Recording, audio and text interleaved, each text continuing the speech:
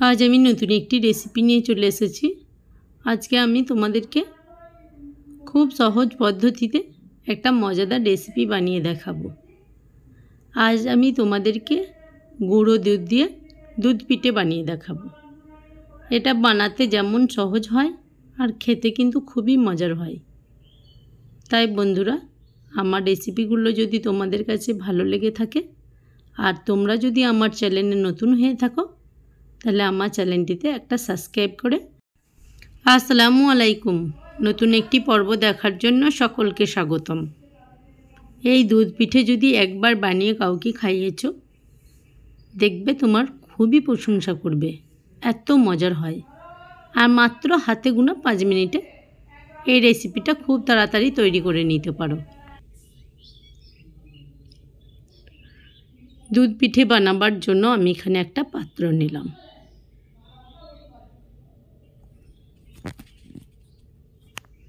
এরপরে পাত্রের মধ্যে আমি দিয়ে দেবো চিনি। চিনিটা আমি অর্ধেকটা নিয়েছি গুঁড়ো চিনি আর অর্ধেকটা নিয়েছি গোটা চিনি। দুধ পিঠের মধ্যে যদি গোটা চিনি দেওয়া হয়, চিনিটা গলবে না আর খাওয়ার সময় দাঁতে পড়বে, খুব ভালো লাগবে।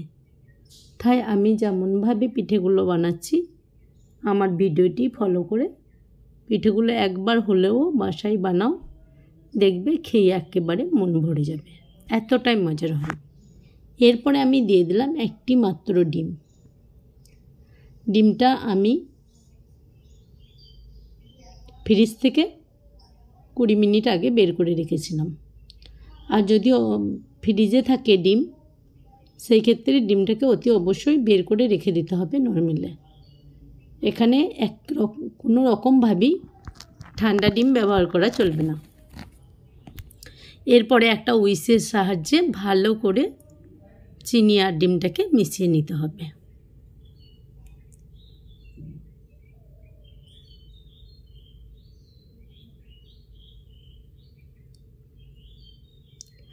মেশাতে মেশাতে যখন দেখবে যে একটা ফোমে পরিণত হয়েছে, তখন জানবে যে ব্যাটারটা হয়ে গেছে। ঠিক মেশানোর পর এইভাবে একটা ফোম তৈরি হয়ে যাবে আর সাদা কালার চলে আসবে। এরপরে আমি দিয়ে দেবো ময়দা। তার জন্য আমি এখানে একটা ময়দা চালার জন্য একটা চালনি নিয়েছি।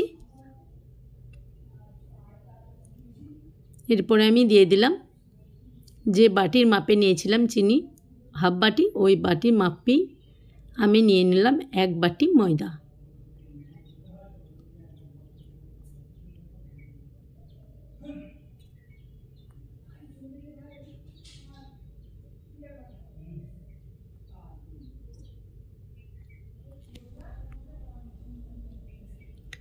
আর যেহেতু আমি এখানে দুধ পিঠে বানাবো, তার জন্যে 10 টাকা প্যাকেটের 1 প্যাকেট নিয়েছি গুঁড়ো দুধ।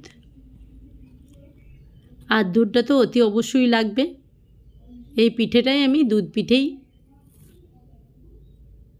বানাচ্ছি। এরপরে দিয়ে দিলাম আমি হাফ চামচের মতো বেকিং পাউডার, দিয়ে ভালো করে মিশিয়ে চেলে নেব। আর পিঠেটা বানাবার সময় কিন্তু ময়দাটাকে চেলে নেওয়াটা খুবই দরকার।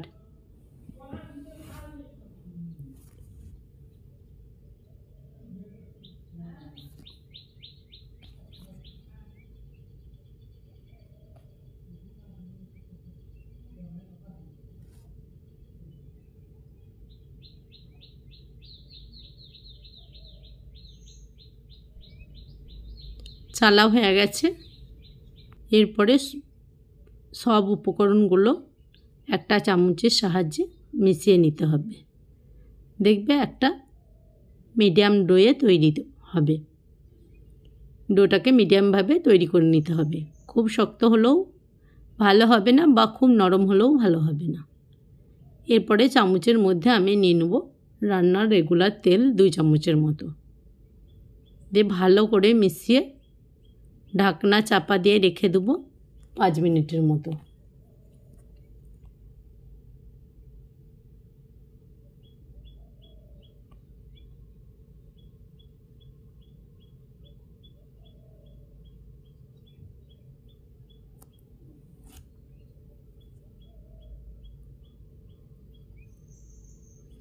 5 মিনিট পর আমি চলে এসেছি। হাতে অল্প অল্প করে ডো নিয়ে মাঝারি সাইজ করে পিঠেগুলোকে বানিয়ে নেব। আমি এখানে কোনো রকম ছাঁচ ব্যবহার করছি না, হাত দিয়ে পিঠেগুলোকে আমি বানিয়ে নেব। আর বানাবার সময় হাতে অতি অবশ্যই একটু তেল বুলিয়ে নিতে হবে। আর বেশি চেপে চেপে পিঠেগুলোকে তৈরি করলে হবে না, আলতো হাতে ঘুরি ঘুরি নিয়ে একটু চেপে দিতে হবে, নাহলে চেপে বানাতে গেলে।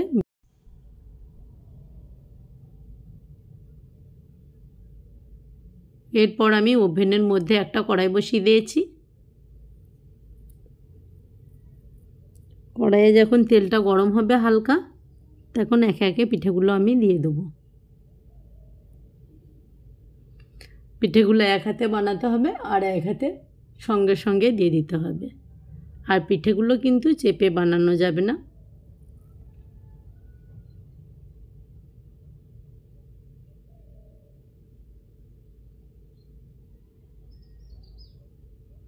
তাহলে ভিতরের ফোমটা নষ্ট হয়ে যাবে, আর ফোমটা নষ্ট হয়ে গেলে পিঠেগুলো ফুলবে না। তাই সবগুলোই আমি একইভাবেই বানিয়ে নিয়েছি। এরপরে হালকা তেলটা যখন গরম হবে তখন পিঠেগুলো দিয়ে আঁচটাকে একবারে লোতে রাখতে হবে, দিয়ে পিঠেগুলো ভেজে নিতে হবে। আর যদি তুমি হাই হিটে রাখো বা আঁচটাকে একটু বাড়িয়ে দাও, তাহলে দেখবে ভিতরে উপরটা লাল হয়ে যাবে আর ভিতরটা একেবারে কাঁচা থেকে যাবে। তাই আমি বলবো পিঠেগুলোকে হালকা আঁচে ভেজে নিতে।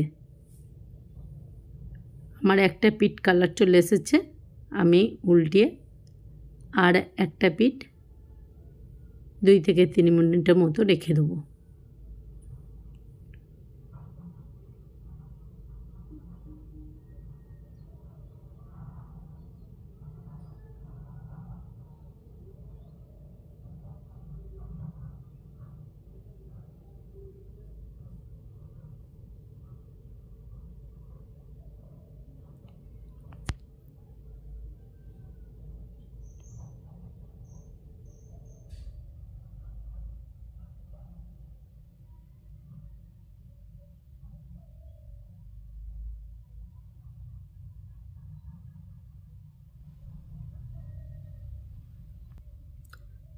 পিঠেগুলো আমি একইভাবেই ভেজে নেব সবগুলোই। আর পিঠেগুলো হয়েও এসেছে, আমি এবারে তেল ঝরিয়ে একটা জায়গার মধ্যে তুলে নেব।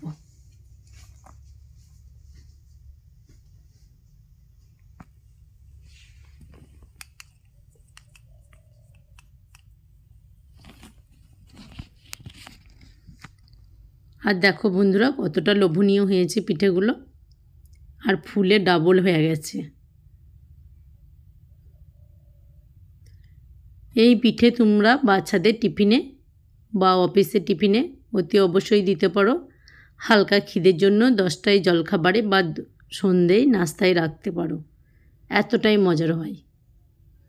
তাই বন্ধুরা যদি ভিডিওগুলো ভালো লেগে থাকে তাহলে আমার চ্যানেলটিতে একটা সাবস্ক্রাইব করে আমার পাশে থাকার অনুরোধ রইল।